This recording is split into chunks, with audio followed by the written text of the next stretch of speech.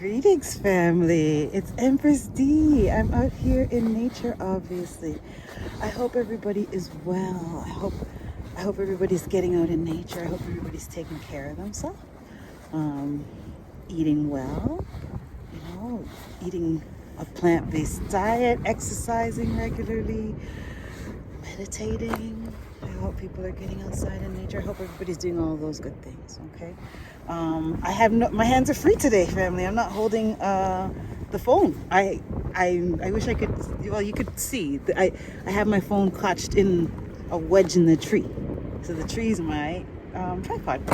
So thank you, Mother Earth, and thank you, Mr. or Mrs. Tree, and thank you for having like a natural tripod so that I can have hands free to record today, family. It's cold today, cold and windy. Actually, it's not cold, but it's a little bit windy. I think we're actually plus today. So some of the madness, some of the snow is melting. I don't know if you can see behind me some of the water on the top of the, I don't think you can. But yeah, it's melting a little bit, so it's actually plus. I think it's +3. However, it's windy, so it makes it feel like -3 or whatever. Look at me being a meteorologist. Now that I'm hands-free, I can do this. Anyway, family, again, I hope you're well. I hope you're taking care of yourself. I hope you're getting out in nature. So what I wanted to talk to you today about, family, is perception. So perception is basically the information that you take in, okay? So, and that information that you take in forms your view of a topic or of everything, basically, right? So essentially, perception is what you believe, okay, or what you think. And we perceive things by learning things through experiences, right? And through information gathering. So that's what we do as humans, right? So perception is essentially everything. I want to break down this concept. Perception is reality, okay? So perception determines reality. Now, if you've ever listened to David Icke, okay, I love David Icke, you would know that this is something that he says quite often, that perception is reality. Because essentially, whatever you perceive in terms of whatever the information is that you've been gathering or you've been exposed to, whatever that information is how you're going to view a topic, right? And I want to give an example of this. So let's say that somebody is lunar, right? They look like the snow, or not the snow, but they're a lighter complexion. Their complexion is similar to that of the moon, right? So there's somebody that this is the first time that I've heard as so-called Caucasian or white people referred to as lunar is from this woman I watch on YouTube. So shout out to her for that, because it makes sense, right? They are the complexion of the moon, right? So lunar is a good term for them. So that's what, if you hear me say lunar, family, that's what I'm referring to, is of the Caucasian, I guess, race. That would be the term that is most commonly used, but the Caucasian race. So lunar people, they're lunar individuals, people that are, their skin is of a lighter hue. So those people, let's say that a lunar person lives in a community where it's mostly lunar or virtually all lunar people, right? So they don't have any melanated folks or anybody with color living within that community, right? And so when you look at it, those people living within that community have their experience, right? They have their lived experience. They, due to circumstances that it is what it is, within their community, there are not a lot of melanated people or people of color to interact with in order to form an opinion, or a perception, right? Enough information. You don't have enough information in terms of lived experience in order, if you're lunar, living in that lunar exclusive community, you don't have a lot of interaction or interpersonal interaction with those that are melanated in order to form an independent opinion, right, or perception. And so what I'm saying is this. Now let's say that these people within this community that's solely lunar individuals, right? Let's say that they each have a TV, right? And they watch TV regularly, okay? So on that TV, that's where they're going to see people that are of a different complexion to them, right? That are melanated, that have some type of hue to their complexion or to their skin. So because they don't have personal lived experience with individuals of that hue or that are melanated, they would have to get their perception or their information gathering from somewhere. And the most common thing that everybody takes part of almost is watching TV, right? So what I'm getting at is that whatever they see or perceive, whatever TV shows that they tune into on that TV will help to build their perception, their thought, their opinion. It helps them to form how they think of those that are melanated. And that would be because they don't have any other information to add other than what they see on TV. They may be able to add some from print or reading or whatnot, but in terms of exposure to those that are melanated, they don't have lived personal experience, so they have to rely on what is presented to them, right? And so if you were to watch North American television, living in a community that's only lunar people, your perception of those that are melanated would be formed based off of what you've taken in, basically, right? And so that's what I said, that's what I mean. So for those people, their reality in terms of what they really believe people that are melanated are like would be based off of not from experiencing them, but information that they were given. Okay, so we have to recognize, family, that what we're exposed to, the information that we're exposed to, forms our reality. Okay, and I think we're seeing this quite beautifully within this pandemic. There are a portion of the population, I'm going to speak to Canada because that's where I live, and I look at these statistics regularly. There's a portion, and we'll call it 90, we'll call it 88% of the population are in the perception, and that's population 5 and above, okay? 88% of Canadians, the Canadian population, have a certain perception, okay? And that's evidence. I have double coat today, family. It's just I didn't want to take off my other coat before I put on my nature coat. But anyway, but I feel nice and toasty as a result of the double coat situation. But the wind, geez. So what I was saying is that the perception is what you're exposed to. So clearly here in Canada, 88% of the population have a certain perception about this pandemic, and then there's 12% of the population that have a different perception. Right, and I'm going to say this and base this off of uptake of the vaccine, right?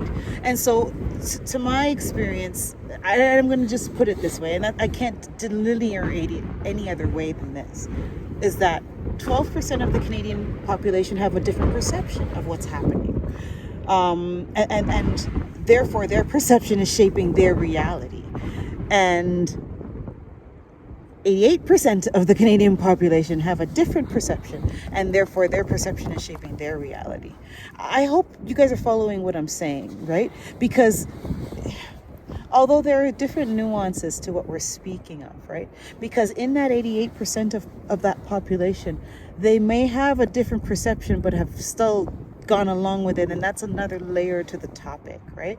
Because that is such an unfortunate thing where people have been forced to do something that they wish they didn't have to or didn't want to do, right? But unfortunately, those people are lumped within that 88% of the population, okay? In terms of purposes of speaking about quite definitely that you're steadfast in this is what I perceive and I'm going to live by it, right?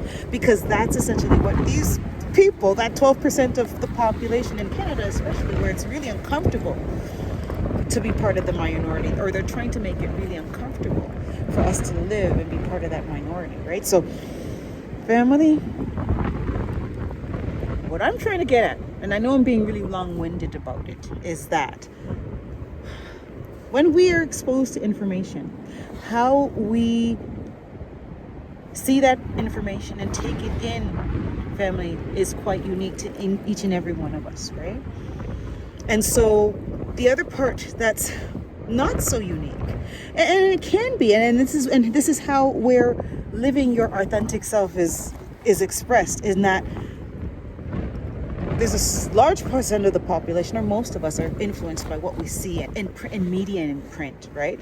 But where I say that we can differ is that some of us are very selective in what we take in terms of media, in terms of print and external information to shape our reality, right? And so that's what I'm saying. Some of us are very selective about what we take in because we recognize the fact that what we take in shapes our reality, right? The thoughts that we create shape our reality. And so I would say that a proportion of that 12% of the Canadian population are a percentage of people that have that type of mindset and that type of perception and that type of reality. And I think that those are the people that recognize that we can shape it, right? I recognize that I shape my reality, and my reality is based off of what I expose myself to. And let me give you an example, family. I used to be able to watch like shows that are gory, violence and all that kind of stuff. I used to be able to watch it, and I didn't like it, but I would be able to tolerate it, right, family? Now it's very difficult. Right now, and the way that I am now, after the work that I've done, after coming out in nature, I'm not able to watch that stuff. I can't tolerate watching it. I have to turn away. And that's what I'm trying to say. My reality is different now than it was before, because I recognize what I take in really affects you, right? And so I don't even like to watch violence on TV, even hard hits and football and stuff like that. I can't. It's just too much. I don't like to see the human body being I'm too sensitive now. I'm really sensitive now. So because I recognize what I'm taking in, what I'm perceiving from the external universe is going to affect me and my reality, right? And so, long-windedly, what we are exposed to basically shapes our thoughts and therefore our reality, our situation, right? And so I will say that in Canada, it's pretty safe to say that over 80% of people have allowed fear of something, either fear of getting a virus, fear of losing their job and not having enough money to survive, fear of not being able to do what their friends are doing, fear of whatever. More than 80% of the Canadian population over the age of 5, and I know the minors can't decide for themselves, right? But nonetheless, more than 88% of the Canadian population have allowed fear,